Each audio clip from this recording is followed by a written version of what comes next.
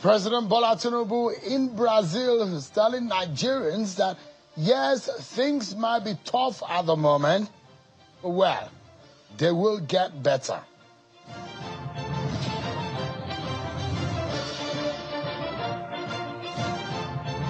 And the governor of Imo State, Hope Uzodinma, has increased workers' minimum wage in his state to 104,000.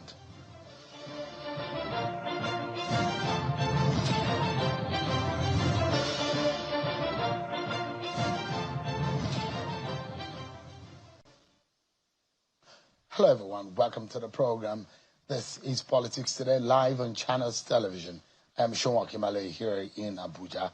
Let's begin the conversation tonight by bringing you up to speed with what is happening politically. And we begin by telling you from what has happened today, the statement, audacious one, might be cheering news for the workers in Imo State, where the governor, Senator Hope Uzodinma, has made a move to improve the welfare of workers in the state. The government has announced an approval of an increase in the minimum wage from 70,000 to 104,000. Governor Hope Uzodinma made the announcement during a crucial meeting with labor leaders at the government house in Owerri. It is a crucial issue between the government and representatives of the organized labor in the state. And when the governor made the announcement, he increased the workers' wages, announced the approval of about 16 billion naira for the immediate clearance of all outstanding gratuities owed to pensioners in the state. And this was a moment where Senator Hope Uzodinma made the announcement.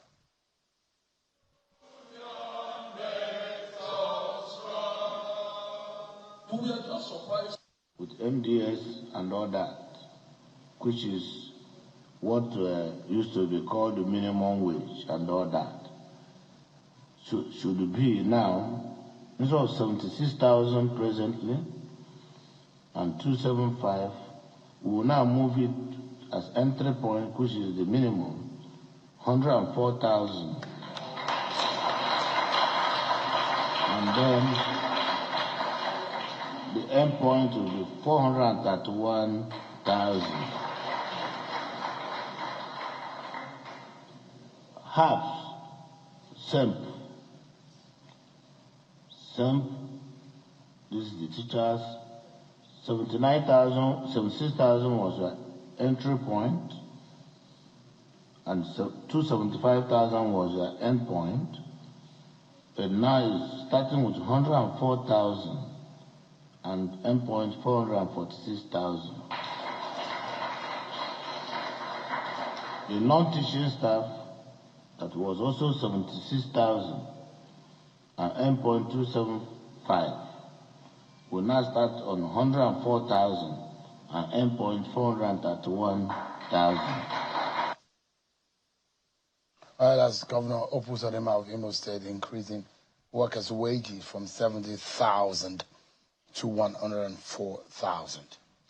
So much to talk about, and I will let you in on what the president told Nigerians in Brazil. He said, yes, the reforms might be tough, but better days are ahead. With the economic realities in the country at the moment, the president's promises, are they in tandem with what is going on in the land? We'll be getting some insight. Of course, I will take you on some political journey and see what exactly happens around the country. But first and foremost, let's check out some of your political roundup stories.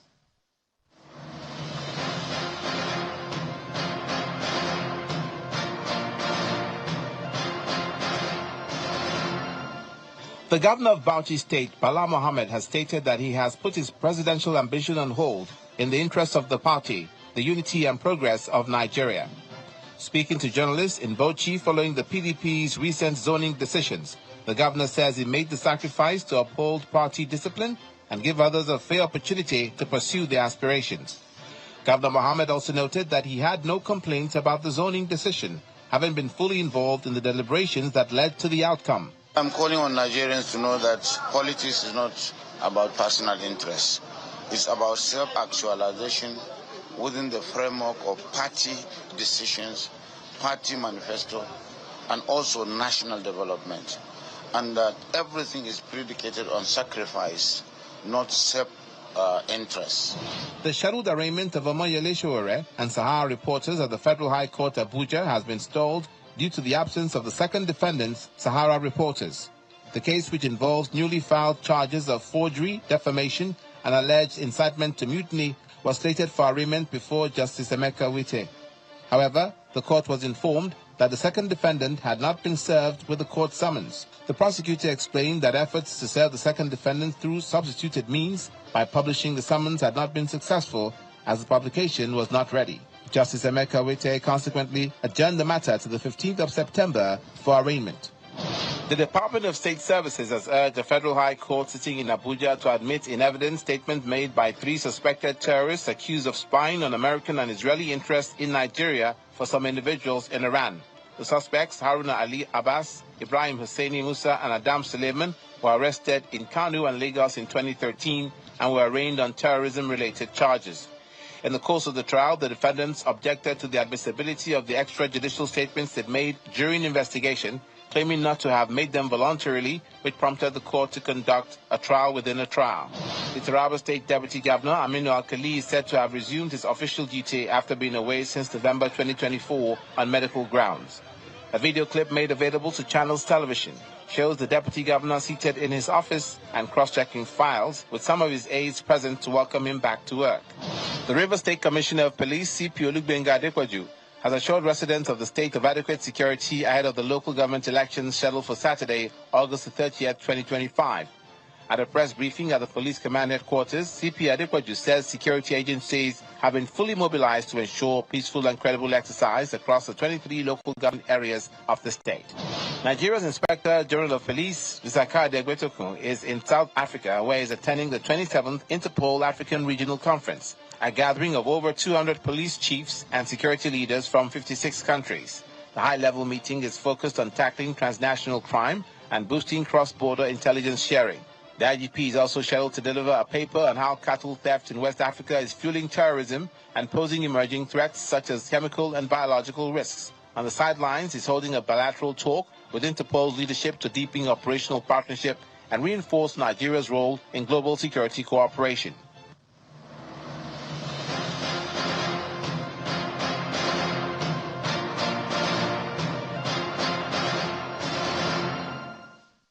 Thanks so much, everyone. There you have it. You've been served with your political roundup stories. So let me tell you what has been happening since the President Bola Tinubu has been away. The latest event is his meeting with Nigerians in Brazil, where he's been telling them of the need to place Nigeria at the forefront in Africa's progress. And the President is pledging to fast-track Nigeria's development through technology and food security, aligning with the success models of the emerging economies like Brazil.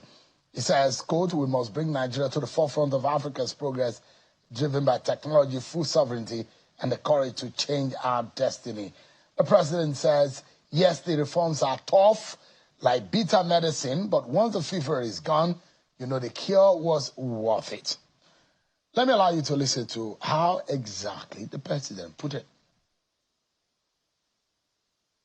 I'm proudly standing before you, making a commitment to all of you that Nigeria will be changed for the good of all of us and for the benefit and prosperity of all our citizens. We give priority to development. Once upon a time, we can look back on history with heart that Brazil and Nigeria were on the same level of development. Look at us today and look at Brazil. It is necessary for you to be challenged, and we are. Personally, I am challenged. ready to work, we can do it. There's nothing we set our mind to that we cannot do. Look at the technological development of this country. Look at the ability of this nation to achieve food sovereignty. Just imagine. What do they have that we don't have? We have everything. We have the brain. We have the energy. Yes. We have the population. Yes. The youth. There's President Bola Tinubu on the sidelines of some of his official engagements and some of the bilateral meetings and agreements made in Brazil, speaking about the capacity of the country to be able to turn, and his government to turn things around.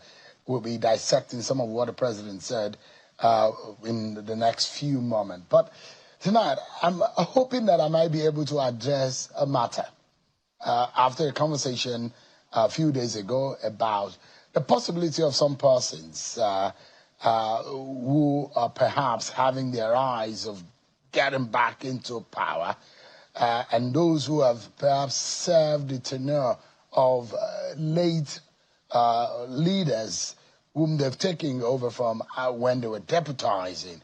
And the popular one is the Jonathan case. So tonight, we turn to one perhaps of the most debated constitutional questions ahead of 2027. So the question, can former President Goodluck Jonathan run again?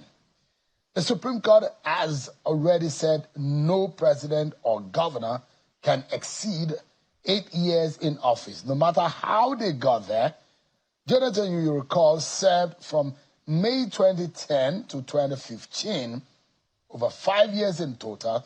If it takes another 4, that pushes him beyond the constitutional ceiling. But here is the clincher. The 2018 Constitutional Amendment, Section 137 sub 3, it states clearly, if you complete another person's term, you can only seek one term, or one more term. Jonathan already did that in 2011, which means, legally speaking, his 2027 bid may be barred. The politics may continue, but constitutionally, the case looks closed and shut against him. Well, you look at, can a president or governor serve beyond 8 years? The Supreme Court ruling in Marawa versus Nyako in 2012 said maximum of the tenure of equal to 8 years in total. The time spent in office counts, even if from succession, e.g., VP or deputy governor taking over. No day longer than 8 years cumulative. In the Jonathan case, for example, you find that it served between May 2010 to May 2015, 5 years, 23 days. Another 4-year term will equal 9 years plus in office, which is it unconstitutional? Well, the FCT High Court in 2013 cleared him to contest then, but the Supreme Court refused the case in 2014. It ran in 2015. But in 2018, Constitutional Amendment closes the window. And perhaps some people may not even be aware that then President Buhari had signed this portion into law, which makes this case, in fact, a more sealed case and shut out against persons that may be in this scenario or that have been affected by similar scenario. Now, the 2018 amendment, let me give you an understanding. So there are the relevant sections as it affects the president, all the governor seats. 137 and 182. 137 sub 3, 182 sub 2. Now, the breakdown of it is in this form. If anyone is sworn in to complete another's term, can contest only once more. Applies to presidents and governors. Means Jonathan already used his one chance 2011 election. Legally barred from contesting again in 2027. It's a political cause versus constitutional reality. Now, there are those who will be asking, in the case of Ondo State, what if Governor Lucky Ayedatiwa, who served out the term of the late Rotimi Akeredolu and got election in the last few months, can he run again it does look that clearly Section 182 of sub 2 of the Constitution may have shut out Governor Lucky Aiyedatiwa, that he may not have a chance of seeking election more than once that he has done. Has been sworn in, the oath of office on one hand, the total number of years that can be spent in office on one other hand. There is a lot of lawyers who have been arguing and debating over this. But the question will be, for PDP, for example, or any other political party considering a Jonathan getting back into the fray. This is more like a political risk and a legal risk. Because what happens if such a candidate's chances are jettisoned in the court? So I just thought to put the fact out there. It's up to those who want to debate it to then go ahead and debate. But it looks like what is our jurisprudence and the legal standing, the constitutional position as it is. So let me bring into the conversation now a former presidential candidate of the SDP in the 2023 election. Prince Adewale Adebayo is live with us virtually. And let's get to take a look at what President Bola Tinubu said in Brazil. It's good to see you, Prince, and thank you so much indeed for joining us tonight. Thank you, Chairman, and God bless Nigeria. I'm asking from Ondo City. I'm in Ondo Kingdom, where we have a royal wedding tomorrow. So Fantastic. all of us princes went home, but I still have to answer the call of the nation. It looks like you are sitting on a throne. I know you are prince, but I'm not sure you are you are king yet. But jokes apart. No, this is the remnant of what the king is not using today. All right. Seriously speaking, this is what President Bola Tinubu said, and he played that to Nigerians to listen, and they heard. He said that, yes, the reforms are tough, like bitter medicine, but once the fever is gone, you know the cure was worth it. What do you make of that statement from President Bola Tinubu? Well, I'm happy that the president is going around the world,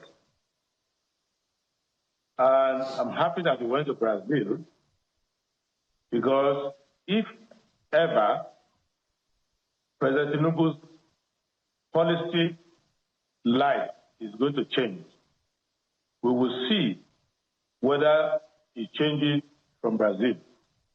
Going to Brazil is the equivalent of Saul becoming Paul. Because in Brazil, what the Workers' Party did to become what they are today, and the president was giddy about it, he even posed the question, what do they have that we don't have? And I have the answer. What they have is good leadership. And that's what we don't have yet. What they have is a poverty reduction manifesto and set of programs and policies. If you look at Bolsa Familia, which reduced poverty by 27% in Brazil in 4 years under Lula da Silva, is opposite of subsidies gone that increase poverty exponentially. If you look at the way Petrobras is run compared to the way the president has been running NPC, they are polar opposites. If you look at where Brazil gets its strength from, Brazil is the third largest economy in the Americas. In fact, by purchasing power parity, Brazil is next to the USA. So they have a mixed economy. The government is participating, the private sector is participating. They have indigenous industry arising from agriculture, coffee, soya beans, and all of that. Then they have the high end with aeronautics, defense, and all of that. So the same country that makes a lot of money from producing aircraft, like Embraer and other companies, is making more money just producing plain soybean. So the economic policy of President Bola Ahmed Tinubu is opposite the one that has succeeded in Brazil. So I'm happy that he's there, because by going there, he will see how wrong-headed his own policies are. On the other hand, I am not happy that I went there, spending all that money, when the Lula is here, who have spoken to me. He could have looked at the Social Democratic Party's manifesto. He used to be a member of the SDP before, in good old days. So why are you leaving a Brazilian type of manifesto, which is available in Nigeria, and then you are going to Brazil as a tourist to be in awe of the majesty of Brazil and the Brazilian economy as if it's by magic? It is by policy. Look at them. The Central Bank of Brazil is crying because of what? 4.5% inflation. We are celebrating 2% inflation, which is in reality 38%. Brazil says it should not be more than 3%. You look at it clearly, Brazil pays you money to go to school. If you study Bolsa Familia very well, a family who puts their children in school, does immunization, does all of that, you are guaranteed not to see poverty. And Brazil is struggling to make sure that the wealth that it has is better distributed. So they acknowledge the fact that the problem of Brazil is not about making more money, it's about allocative efficiency that has social consideration. That is to say, they want to distribute their wealth in a better way to make everybody more productive. Brazil is having 5% unemployment. We are having 30-something to 40-something, depending on how you look at the statistics. So how can you now say, I am now in Brazil as a tourist? How did they make it here? So it's like a person who doesn't keep good health, who doesn't take a shower, who doesn't tidy the environment. He looks at his neighbor's house and says, why is your house so clean? Why is your dress so white? Why are all your children healthy? Just adopt that healthy policy. So it's a good discussion. And it's a discussion I'm willing to have with the president. Partisanship aside. He can stay in his government and stay where I am in SDP. Then we can have this conversation as to how did Brazil manage it. Because everything that happened to Brazil happened to us. So, Prince, sorry, let me cut in quickly, Prince. And I'd like to know, because the president has been heard said a few things. Like, if you don't break the egg, how can you make the omelette? He said today, yes, and that's a realization that there are pains that people are experiencing. Yes, the reforms are tough, like bitter medicine. So it means that it's not only bitter, but there is a cure because it calls it a medicine. But once the fever is gone, you know the cure was worth it. That means the bitter pill that you experience in your mouth, after some time when the medicine starts working, you will experience some health. Now, the question I'd like to ask you, in the last 2 years or more of this government in power, the establishment of top policies that have been made, we have seen, but is the medicine working? Or the medicine doesn't look like the one that, or we are taking malaria medication for typhoid or for cancer? Or what exactly do you think is going on? Are the realities and the promises or the hopes that are being preached, are they in tandem? Okay, let me tell you, there's a doctor, Bola Ahmed Tinubu, who has an APC hospital. And he says he treats malaria patients. So he makes sure the fever is gone. So what does he do? If you take a patient there, he gives the patient rat poison.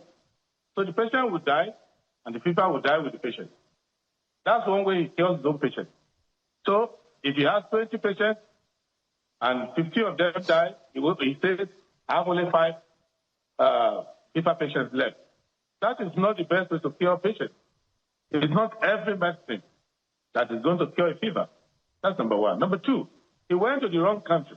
He should have gone to Argentina because his own policy is closer to the one done in Argentina, not the one being done in Brazil. Thirdly, the problem is not breaking the egg. You can ask women who make omelette. The easiest part is breaking the egg. You break the egg, and all the yolk and the white of the egg split to the ground. If you break the egg, at the time you have no fire pan. You have not even lit the fire. So how are you going to make the omelette?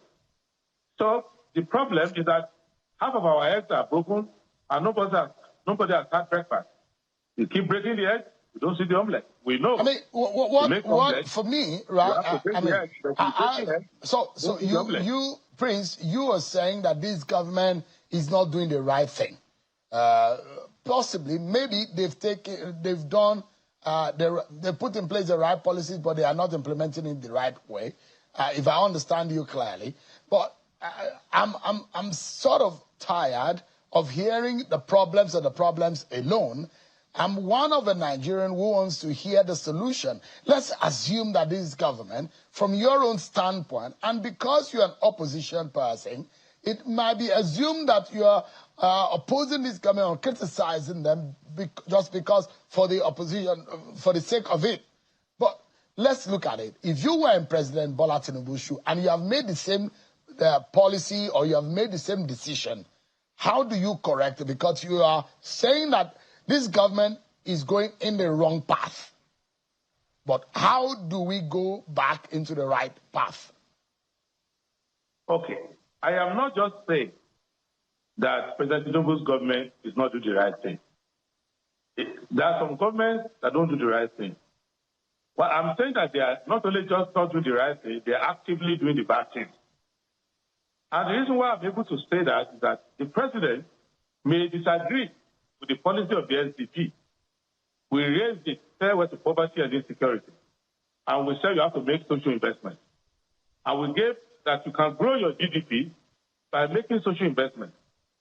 He is trying to grow his own GDP by making social divestment and hoping that Brazilians, because I heard him calling Petrobras to come here, he's hoping that Brazilians, other people who have made social investment at home and have reaped the benefits of that social investment are going to bring their own money to come and make foreign investment here.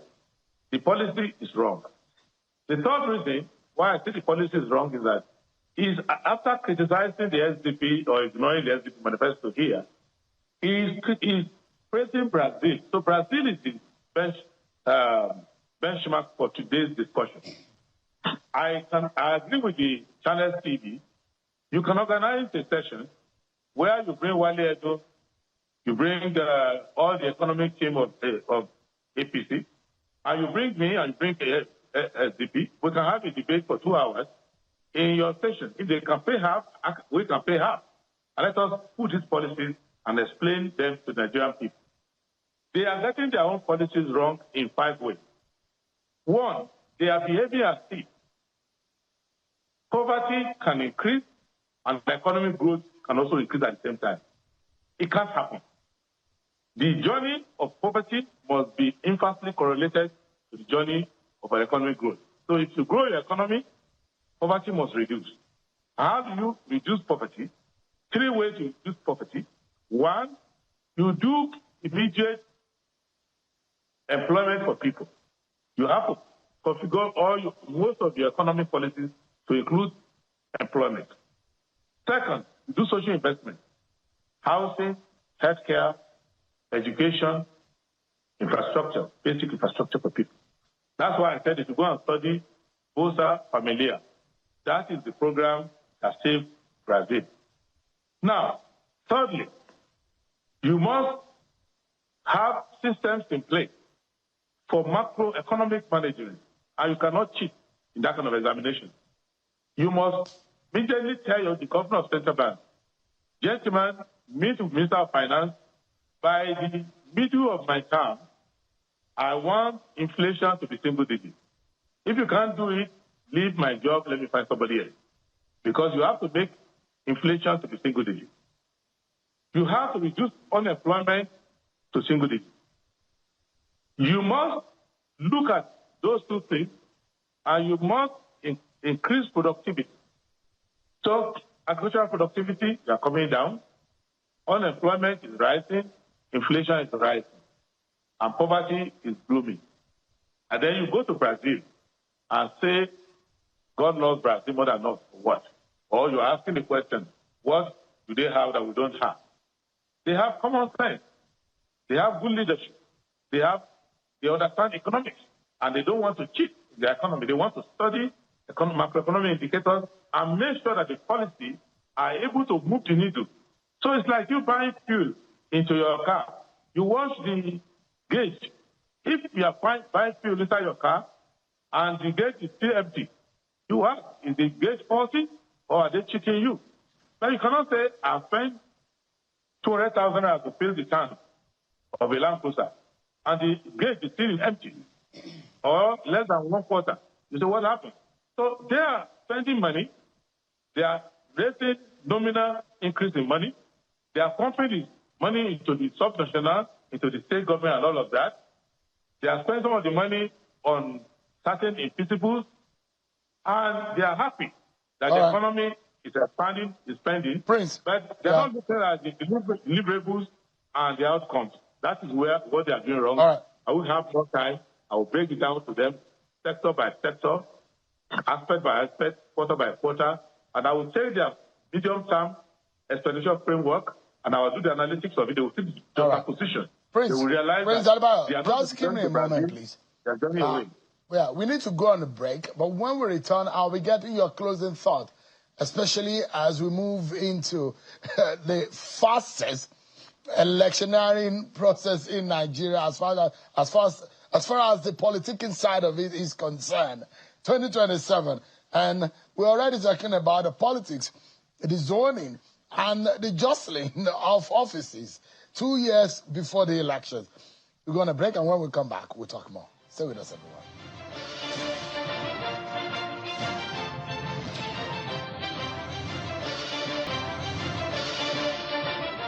Thank you so much, everyone, for staying with us on the program. Let's get back to the conversation, our closing moment with Prince Adewale Adebayo. Thanks so much indeed. I was saying earlier just how fast the 2027 election and politicking has begun. And you saw what the PDP has done, zoning the presidential ticket to the South. What is your initial view when you heard that news? Well, that's what they should have done in 2023. Because there is a popular demand that there should be equity in the country. So they have this, at least from the elitist point of view, you have this north-south rotation that they're doing. So my only concern is that when it goes to the north, they bring the worst person. When it comes to the south, they also bring the worst person. But if it can be done positively, that when it goes to the north, you bring the best person, that you are voting for them not just because they are from the north, but because they are good for the job. And if it's the turn of the south, you look for the best quality. So I think a party can correct its mistake, because the idea of rotation actually came from PDP. They were the one who brought the idea of turn by turn Nigeria Limited, as the Chief Body Judge will call it. So now that they are finding their way, but they should not assume that that's the only problem Nigerians have with them. The problem we have with them is not just the North-South issue, it's the 16 years of bad governance. The luck that PDP has is that as bad as their government was, APC managed to equal them or even top them in mismanagement. Otherwise, Nigerians were not happy with the 16 years of PDP, and I think we haven't forgiven them. So it's good that they've done this rotation thing, so to make it easier for them to now people to more substantive arguments as to how to run the government. But I don't think Nigerians want to see PDP in power. Prince Adebayo, quickly and finally, those who say the zoning to the south by the PDP just gave an easy answer or a quicker route for Bola Tinubu and the APC to clinch the election or win the election in 2027. What do you make of that? Well, who is going to vote for President Bola Tinubu in 2027 with all this suffering, with all the paid promises? Did President Tinubu say, don't vote for me if I don't give you electricity? Has he given it? He said, I know the job. The job is tough. Let me do what I want to do. If you don't like it, at the end of the 4 years, don't vote for me. So I don't think that if things remain the way they are in 2027, President Tinubu, in good conscience, should be surprised if he's massively voted out. Nigerians have suffered enough. His policies are not working. And it's not about, Nigerians have, besides PDP, besides APC, we have better options. So it's not a dual change that if PDP commits suicide, automatically President Tinubu APC inherits the politics. No. What we know is that APC and PDP are like Siamese twins. They are the same company now. They work together. Nigerians want alternative politics. We are looking for a new direction. That's why people are saying new direction or Natutu, Sabon Shafir. People are talking of new direction now. And there's nothing new about PDP. Definitely there's nothing new about APC. They've done change. They've done next level. Now we are in serious suffering. So I think we need to understand that Nigerians have options. But if by 2027, something changes in terms of the macroeconomics, in terms of security, in terms of poverty, in terms of employment, then President Tinubu becomes competitive. But the way it is now, I don't think that for the good of the country, even for the good of the president himself, he should just go home and thank God that he's been president for 4 years. Prince Adewale Adebayo, 2023's SDP presidential candidate. Thank you so much indeed for your time. And let me allow you to rest easy on your throne there in Ondo town. Thank you so much indeed for coming on the program. Thank you very much, sir. God bless Nigeria. I appreciate it. Let's turn our attention to the politics of Kano State. That is one state that a lot of Nigerians will pay their attention on in 2027, where a lot is already happening. I'm being joined by the former APC National Treasurer, Honorable Fanda Adamu, also former member of the House. Thanks so much indeed for joining us tonight. My pleasure meeting you. Thank you very much. You heard there are people who are saying your party is becoming fast unpopular and is going to perhaps suffer rejection from a lot of Nigerians because, according to opposition, the sufferings of the Nigerian people. Sheun, I cannot sit here and pretend that Nigerians are not suffering. But that is not essentially an APC-only problem. Other parties are also in government. There are opposition parties running state governments. What have you seen different from what APC governments are doing? So essentially, the suffering is not a party affair. So it's all party that is clueless. It's all of you that are in government that are clueless. No. It's not the issue of being clueless. First of all, we have to situate Nigeria's. The basic problem we are having now is because of the removal of the subsidy, which virtually all political parties agreed that Nigerian economy cannot continue to rely on the subsidy issue. The modality is what they disagree on. Whether the modality or not, even before President Tinubu assumed power, remember that the subsidy has tactically been removed because it's not in the budget. So if anybody comes and say, hey, Nigerians are suffering, yes, they are. Nobody will sit here and pretend that Nigerians are not suffering. They are suffering. But what are the alternatives? You just finish speaking with somebody. Well, I am a realist. I'm a politician. His party went to election. He now said that Tinubu is a bad market now. Okay, his party contested election in these by-elections.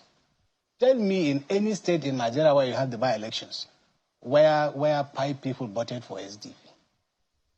So the issue is that Nigerians cannot be blindfolded by, okay, you are in a problem. If you will trace back the problem, it started with PDP. If you look at insecurity, it started during PDP. So now, I mean, it does look now, what you're trying to say invariably, that Nigerians should be looking for alternative.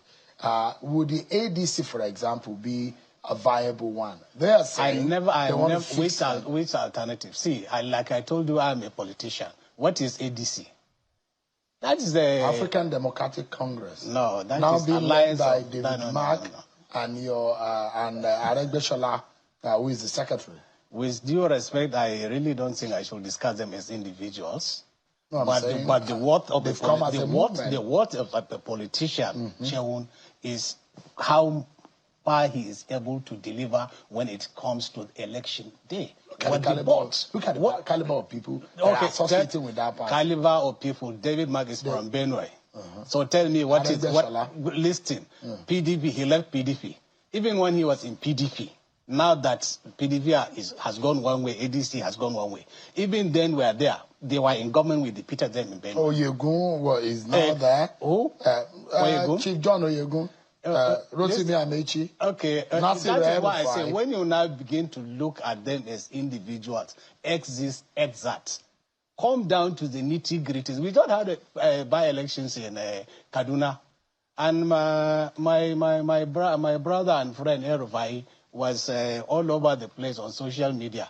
You know, he has started now, he has handles on Twitter, on TikTok, on Facebook, on WhatsApp. You don't win elections on Facebook, on WhatsApp.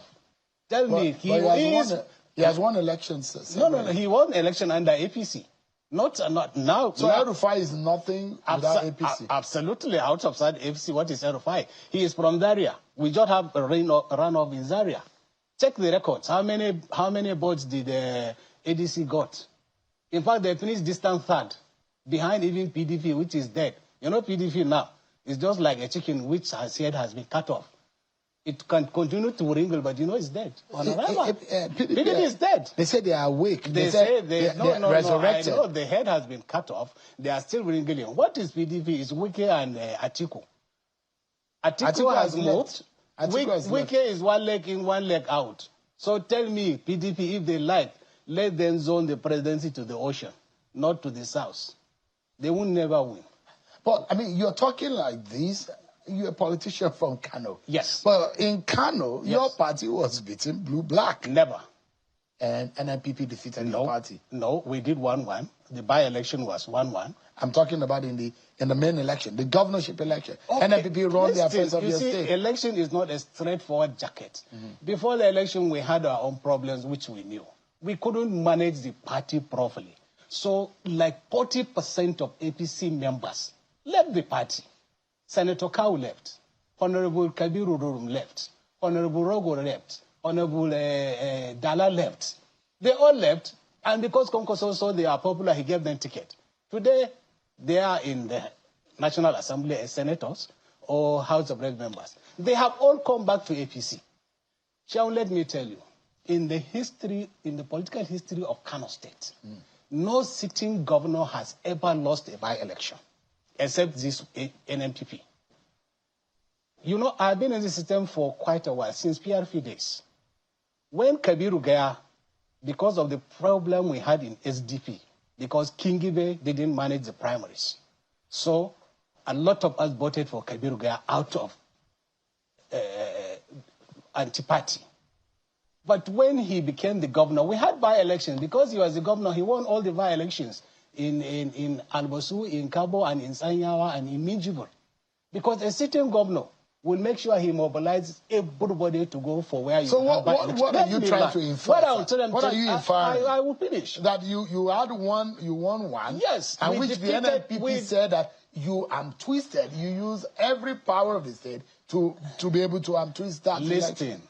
Whatever happened, I even had Buba Galadima. Unfortunately, like I said, I don't want to discuss personalities. But, you know, because if you look at NNPP and all the actors, virtually we are from the same political cycle. It pains me that they cannot get anybody who can come even to speak for them. They have to go and import somebody. Is Buba Galadima a Kano man? Is he from Kano State? You assume he's from Kano. Buba is from Yobe State, and he has never, ever won an election even for a councillorship in his state. When did even Buba came to Kano? Buba came when he ported from Buhari 2015, because he supported Buhari 2003, supported him 2007, and assumed that because he has been losing up to 2011, he is not going to win. So he now ported from Buhari and became the campaign director of Kwankwaso. That was when we went for the primaries in Lagos. And that was the only time that Boba came to Kano. So Boba should now come and begin to talk about Kano politics. Why can't he talk about Yobe politics? It's like me now. I should come and start talking about Imo politics and say that, yes, because when I was national treasurer, I played a part in making sure that Hope Ozoduma won his election. Now he's doing fantastic. Yeah, because it's gladdened my heart that he has increased the minimum wage to 104,000. How I wished that a progressive state like Kano, that is one state that should endorse that. Honorable but look at what we are doing. Give me a moment. We need to go on another break. Yeah. But when we come back, you are saying there is a possibility that your party still has some chances and is still popular. But there are those who will say, well, there are talks about Kwankwaso coming into the APC. That has been stopped. Kwankwaso had taken it at this government, that this government is not doing the right things. Look at the roads and look at how deteriorating those roads are. Those are some of the words of Rabi Kwankwaso. But we'll be right back after this break. Don't go anywhere. All right, thank you so much, everyone. Our closing moments now with Honorable Fanda Adam, who is a former national treasurer of the APC. In all of this, you see what is happening. Why are some of you opposing a return of Kwankwaso to the APC? Well, certainly I am not part of those who are opposing him. Why should I oppose him? Does it pose any threat? Not at all. That's what I'm saying. Why should we? Political parties are, you come, you go. It's just like they say the barracks mates. There are those who say that it's going to be an advantage. How? And a positive. How? And a benefit for your party. No, of course. See, the boat of Aliko Dangote and the boat of the man who sued the street, they carry the same weight on election day. So any addition that you are going to have as a politician... But that's not the case of Kwankwaso right now in Kano State. Why? There are those who assume that the day Kwankwaso leaves the NNPP for the APC, it means one thing, that the governor of the state will invariably move with him as the leader of the party and the leader in the state. First of all, don't forget, Sheon, that as a journalist, your job is to inform, to educate, and to entertain. I am a former national treasurer of the APC. Where in the APC constitution do you have any position called leader? It doesn't exist. It has never existed. But people assume that position. Well, and you think I will? And you think I should? Are you a leader? Are you a leader in Kano State? No, I am part of elders, but certainly not leader. When you talk of leader, you are talking of those who are elected to lead the party. You have the chairman. You understand? Are you a leading voice in when you Kano say leading politics? voice, yes. Yeah. But certainly the assumption in that your there ward, is any leader. In your ward, in your local government. I can't determine. So you don't have people you lead. No. When you say no. People listen to me, but I cannot pause my views on them. Are you saying that Kwankwaso, for example, yes, does not have a say or was not responsible for making the present governor in Kano State the governor? Why should I say so? What I'm saying is, you said if the governor comes, he assume leadership of the party. No, I'm telling you that position does not exist. No. It doesn't exist. You misconstrued my question. No, you said so. No, just hold on. Let me tell you what I said. Go ahead. Yeah. I said, as a leader in the state, it is assumed that when Kwankwaso leaves the NNPP for the APC, the governor will follow suit. That's yes. That's what I said. I assume so. And I'm saying that isn't that an advantage for the APC? Yes, an advantage if you have for APC, a governor and the entire structure of NNPP moving to the APC, absolutely, it's an advantage. That is a mathematical over 1 million votes for the APC and the presidential election. It's an advantage. So why are some of you opposing? Nobody is opposing, because if you are a real politician, you cannot oppose any advantage to yourself. He is going to add board. But that does not mean if he comes, he will control the party. The party is a democratic party. If the governor joins, he will run for primaries if he wants to have a second term. I imagine that the governor is the leader of the party in the state. That is what I'm saying. You see, where did you get this leader of the party? It doesn't exist in the party. But that's what has been traditionally No, that taken. Is what you assume. So let me ask you a question. Let me ask you a question. APC does not just have a moment, of leader Just a moment, sir. When Umaru Abdullah Ganduje. Yes. Was governor of Kano State. Yes. And Kano is going to be represented at the National Convention of the party. Yes. At the Eagle Square, for example. Yes. When they say delegates from Kano, yes. Who leads the party? First of all, when you say delegates from Kano, who are the delegates?